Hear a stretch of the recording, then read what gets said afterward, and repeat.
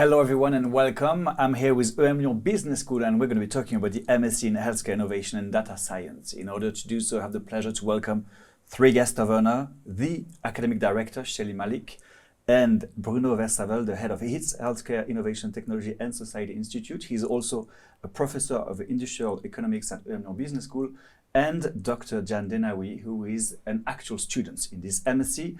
The three of them are here to answer all of my questions, but first we're going to start with the pitch.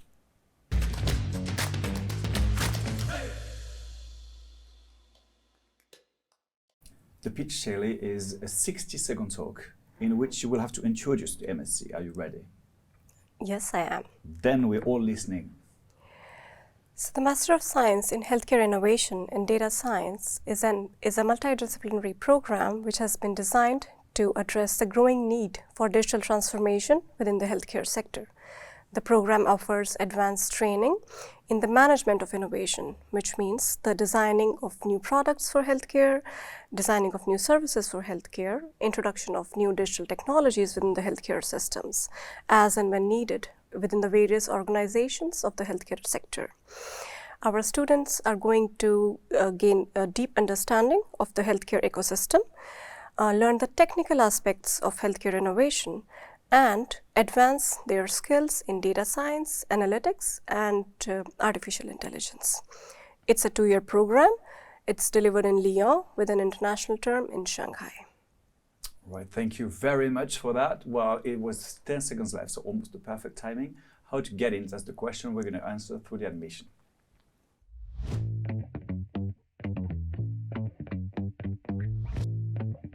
So first thing first, Shelly, are you looking for any specific academic background? So no, we don't look for any specific background. Majority of the students that do come for the program, they come with a life science background or a pharmacology background or a medical science background, but we welcome all students from management disciplines, from economics, even from arts. The thing that we look for in the students is their motivation to work in the healthcare sector, if they are interested in what is going on in the healthcare globally and in their own country. So they should be aware of the challenges that are there in the systems currently, and they should be willing to work towards improving the systems. Jan, what made you want, as a doctor, what made you want to go back to studies and specifically learn about the healthcare system? I mean, what do you have to learn since you're a doctor already? Well, basically, I've always wanted to have a business degree. I think as a doctor, it's really important to know the environment that we're in. And with that, business degrees comes with this background information, right? What attracted me more to this master's in particular, at the time it was called Health Management and Data Intelligence. For me, health management was really important because one of my ambitions is to manage a clinic or hospital. But also the data part, right? Data science, data intelligence comes with everything that is AI, for example, and AI is going to be embedded in our future, and it already is. And I think understanding how AI works and what it can do and the opportunities it can open for us to improving this health system, as Shaylee mentioned, is really important. We're talking about AI, and AI starts with the admission process through digital test. Yeah. It does. How does it work exactly? How do you prepare for those? Because it's like an hour and a half with a computer, talking to a screen. What is it exactly made of, please? So the digital tests, they comprise of simulation tests based on different circumstances that could happen in corporate environments. We also have a test with the dominoes, with the digital test with the dominoes, so that they have certain situations and they have to play certain games for the passing the test. And then another part is that they have to answer specific questions related to the program and for, let's say, the healthcare systems globally. So there are video questions and there are written questions as well. How did you get ready for those? When I knew that there was this aptitude test with the dominoes and and so on, I was like just taking random tests online to help me prepare. All right. For the others, it was more of a different case scenario, which was very interesting to take because you never know what case you're gonna get. So it was more spontaneous for this. in terms of the final questions that we had for the program and so on, it was very straightforward. I mean, as long as you're yourself and answer honestly, I think it's very straightforward. Bruno, I saw you react when Shaylee said that you had students with an arts background, coming from arts. As a professor, do you see many of those, or it's like mainly life science students? Yeah, majority comes from a life science background. I mean, it could be a medical doctor, it could be a chemist with some drug knowledge. It could be someone who studied biochemistry, it could be someone who studied immunology, pharmacy, whatever.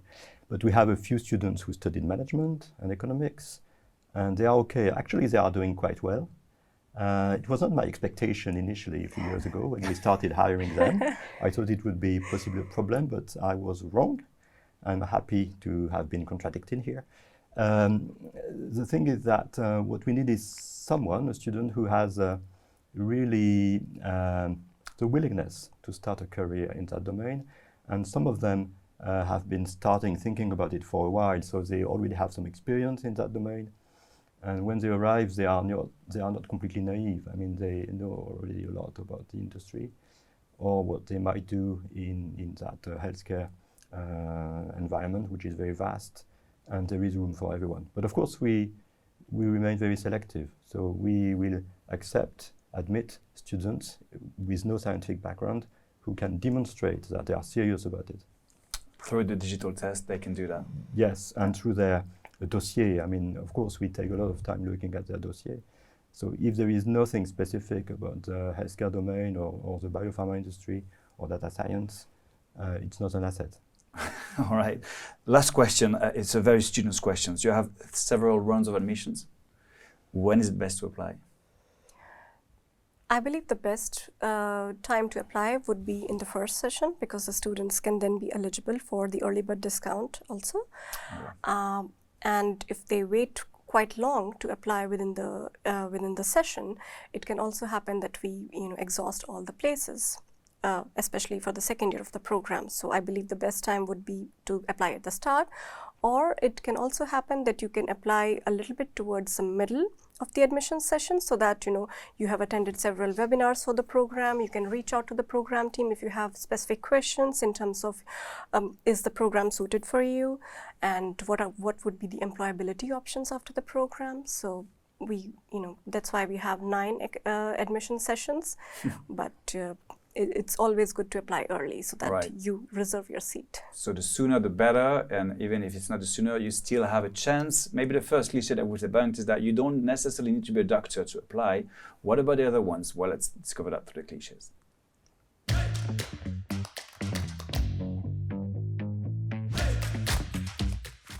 Clichés are about ideas, preconceptions that someone might have regarding emlyon Business School, healthcare. Anything comes to mind? Jan, what would be the first cliché that comes to mind? As you said, you don't have to be a medical doctor to apply, right? I mean, one of the clichés, like, I have to have a science background to be even considered in this program. All right. Shaylee, what would be your cliché? A cliché that I would highlight is that students believe that if they graduate from this program, they will be only suited to work within the healthcare sector. Now, I do understand that they will be starting their careers within the healthcare sector, but the knowledge that they are going to gain within the program, the kind of competencies that they are going to acquire within the program are easily transferable. Of course, they will have to study the subjects related to the other industrial sectors, but the competencies that you gain in terms of business management or for innovation, or especially for data analytics and data science, they are quite transferable, they are quite translational. So they could apply their knowledge to any other areas? Yes, of course. Not only the healthcare system? Yes, why not?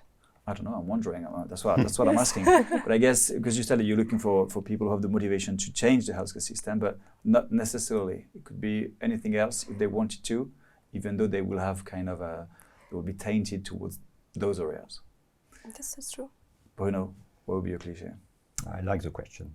You like the question? Yes, I like the question, because an obvious cliché is that we are not in Paris, and that would apply that would imply, that the number of opportunities is limited in comparison to Paris, which I think is not true. Would you say it's even better to be in Lyon? Actually, I would not dare saying that because I'm not the one who should say that. But the INSEE, the National Statistic Bureau, said it in a way recently in a study. The different regions of France were compared, and it was demonstrated in terms of employment that the Lyon area, the Région Auvergne-Rhône-Alpes, comes first in terms of biopharma footprint.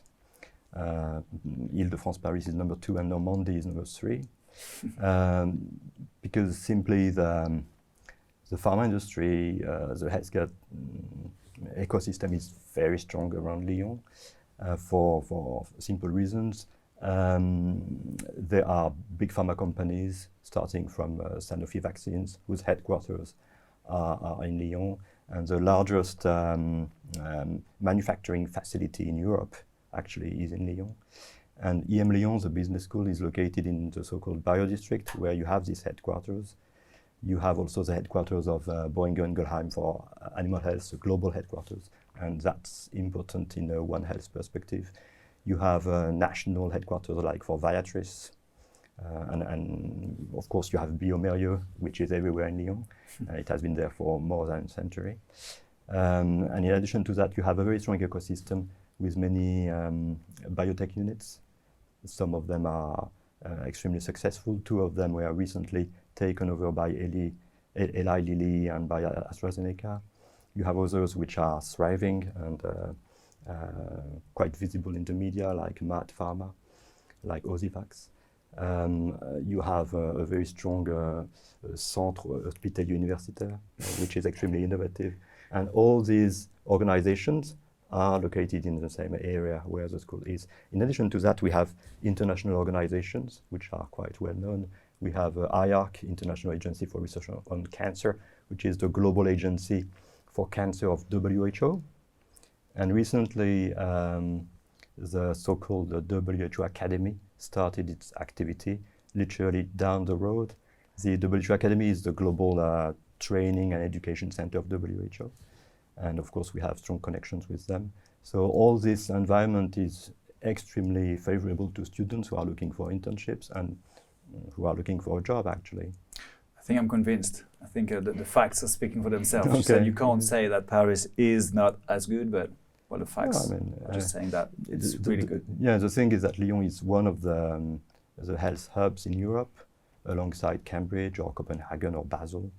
So it's one of them. So you don't need to be, it's not because you're going to be in Lyon that you're going to miss anything, quite the opposite. You don't need to be a doctor and you're not going to become a doctor. Basically, that would be it. What is it made of? Let's discover that through the program.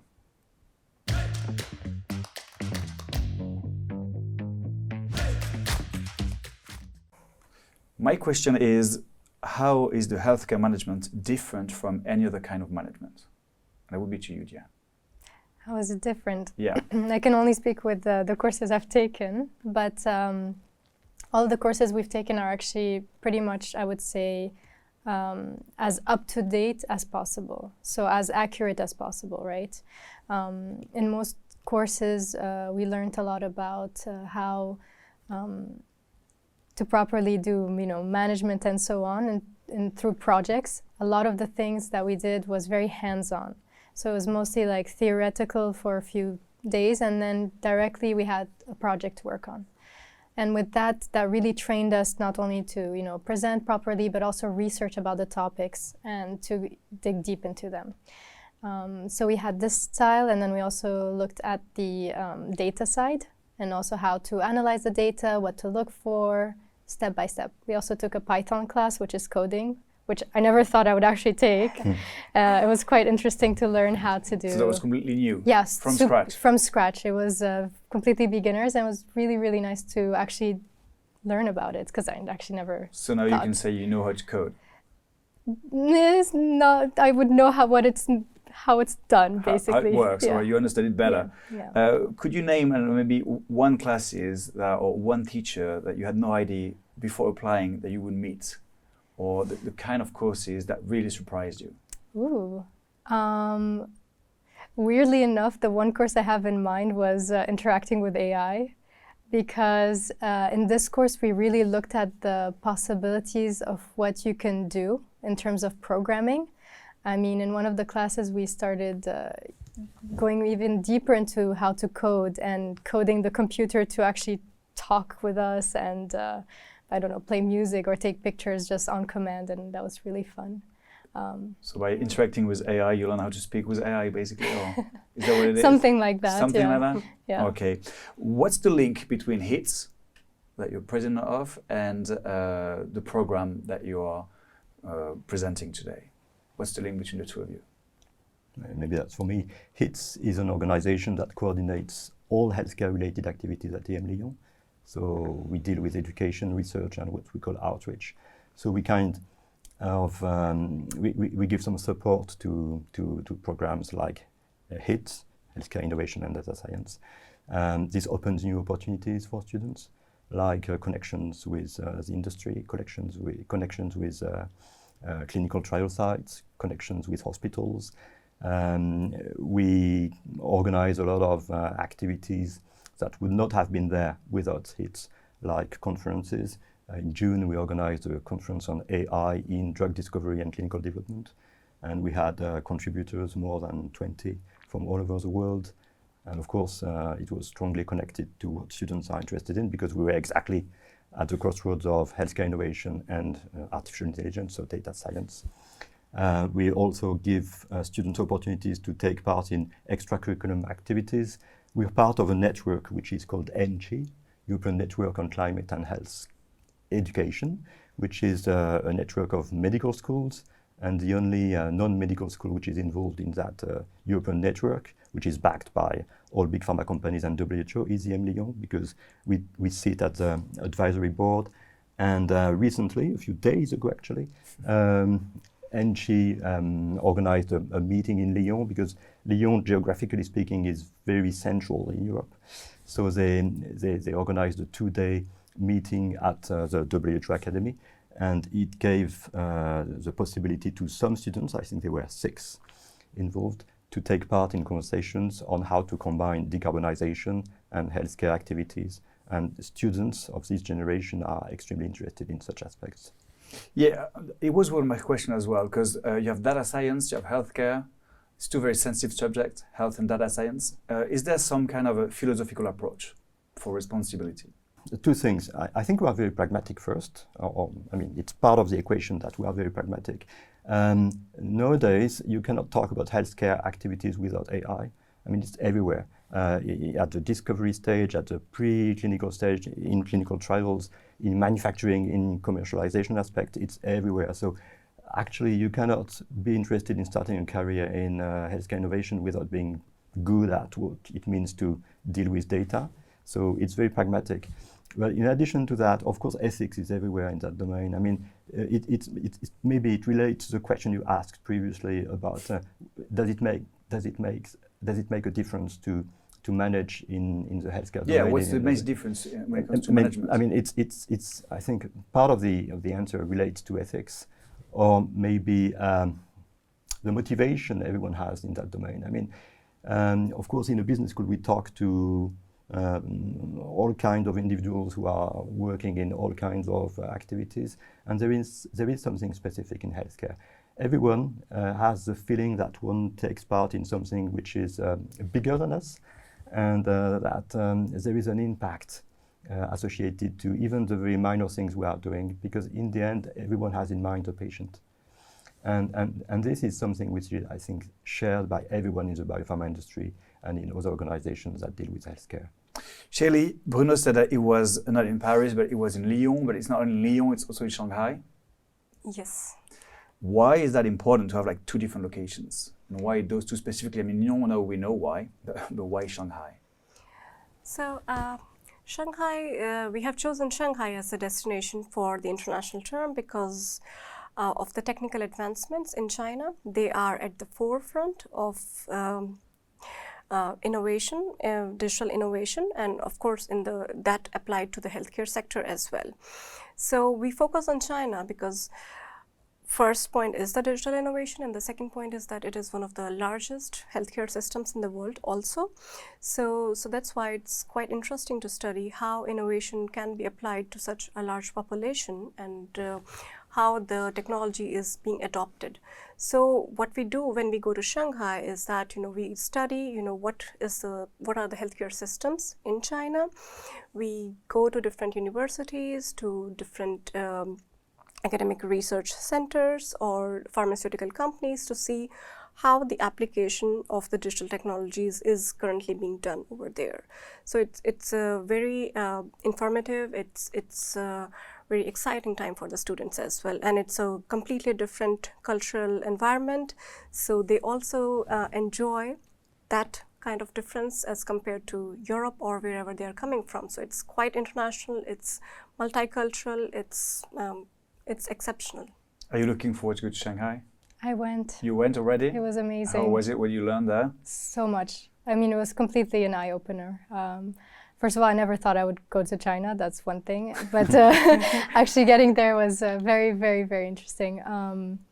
Learning from all of the professors there and going to visit all of the pharmaceutical companies and hospitals as well. Whether it be, traditional Chinese medicine hospital or westernized hospitals, and how they integrate both together, that was really, really interesting to learn about. Yeah, because traditional medicine doesn't rhyme with AI or right? data science, Yeah. acupuncture and stuff like that. You don't think of, well, they're going to use AI. What does it take to pass? Do you have to work a lot to have good marks? How much work do you need, basically? It can get quite hectic at times because sometimes we take a few courses at a time, but overall I think it's quite manageable if you kind of stay up to date with everything. And always you can feel free to go to your professor and ask them questions if you feel like you don't completely understand what you need to do. So there's always that space of that most professors are quite approachable, actually, I felt, which was nice. Once you've graduated, what will you miss the most? You don't know yet. Apart from the two teachers here, 100%, yeah, for sure. Obviously. What would I miss? So currently, I'm doing the internship part of my studies. I do miss, for example, the academic part, which is learning, but also now now that I'm able to apply what I've learned, that's really interesting, because I am applying some stuff that I've learned, which is pretty good. Such as? In terms of management style, in terms of communication, in terms of presentations as well, because they train. The first presentation I gave, I think it was very crappy. Throughout the different courses, you kind of develop this confidence and knowing exactly what to present. We had students who went through, who was a doctor and who's been through a healthcare program, and he was saying, well, the first thing I've learned is to debrief with my team. Yeah. You said communication skill. Has it changed the way you're being a doctor today? In terms of communication skills? Yeah, I don't know. I always like to listen to the people around me and get feedback. I'm always this kind of person, even in a group project, I would rather let's all talk, let's all, kind of put our ideas together, let's see what we can explore, instead of just, making a decision directly, oh, I'm gonna choose this project. It's better that we all communicate, but in terms of developing them, I guess, yeah. What's the word that you've heard the most? In the program? Yes. It could be since the beginning of your life, but it will be two. The word I've heard the most? That's interesting.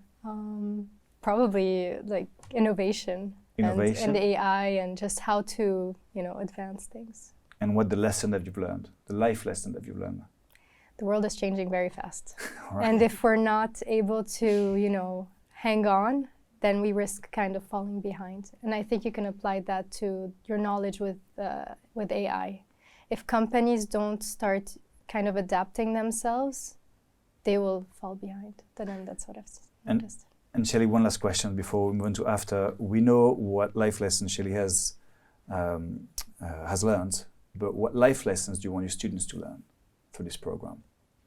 What would be the big message? I think the biggest message that I would want the students to learn is that how to be socially inclusive, because healthcare, even though it's quite personal, it also is affecting everyone at the same time. There are things that affect everyone, such as pollution, such as climate change. So I believe that the students should learn how the healthcare should be equitable to all, how it should be accessible to all, and how to make it balanced, because the adoption of digital technologies has advanced the healthcare sector, but what it has also done is that for the countries that are not as advanced in digital technologies, the gap between the healthcare systems is also widening at the same point. So the disparities are also increasing in terms of the health systems. So I believe what I would want my students to do is that, try to bring everyone at the same level, try to make healthcare more inclusive, try to be more socially aware, and so that, there is improvement, but there is improvement for all, and not just for countries, or not just for people who can afford, and not just for countries who have the most advancements. So it should be applied to other situations also. All right, thank you for making that clear. Now you know why you should apply if you are interested in that program. Well, we still have a bit of time, because what will you do once you've graduated? Let's discover that through after.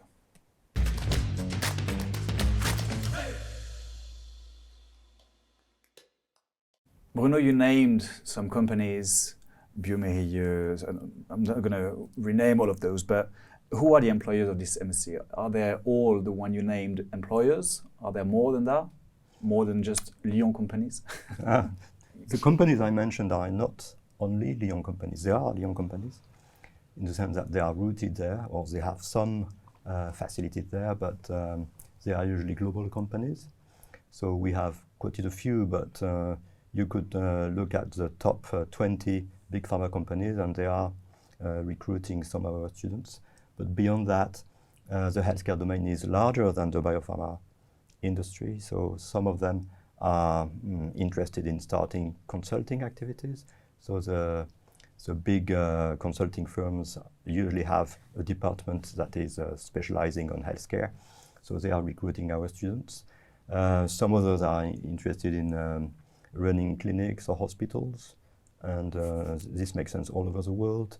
Some others are also interested in NGOs, because there are quite a few NGOs like, say, the Global Fund or the NDI, which do a lot in order to improve access to medicines and healthcare services in low and middle income countries. And some of our students are very interested in such aspects. I have in mind one of the students we had in your cohort who is working for OECD. So she adopts a more analytical approach of things, or policy approach of things, which is also very useful. So all sorts of career paths are possible. Do you know what you're going to be doing after this master? You said you want to be the head of a clinic again? That would be like future goals. Right now I'm focusing on a global medical project with Sanofi. So yeah, I'm looking forward to working on that for a bit before looking at what my future holds. Yeah. Before your future, I mean, the very future is your thesis, isn't it? I just submitted it yesterday, actually. All right. What was it about? It was actually about a clinical decision support system, so an AI, implementing this in primary care clinics in rural countries. And how were you helped achieving this thesis? So basically, I looked at three aspects, right? Three aspects that matter in terms of implementing an AI tool, especially in rural areas. One of them being the infrastructure, one of them being the human factor, and then finally policies and governance. And you can't have one, personally, that's what you can't have one without the other. If one of them is not being able to, hold, the whole house crumbles, basically. So you need each pillar holding this foundation together and this roof together. All right, and since it's a 3-pillar roof, if one pillar is missing, the whole roof collapses. So possibly. You need all of those for sure. Yeah. We still have a bit of time with extra time.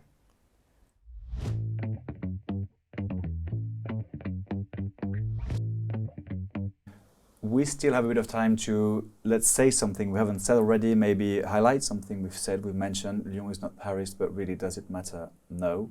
I don't know, and many other things we've said since the beginning. I will start with you, Jan. What would be your conclusion? My conclusion is don't lose your human side, especially where there's a lot of technology out there.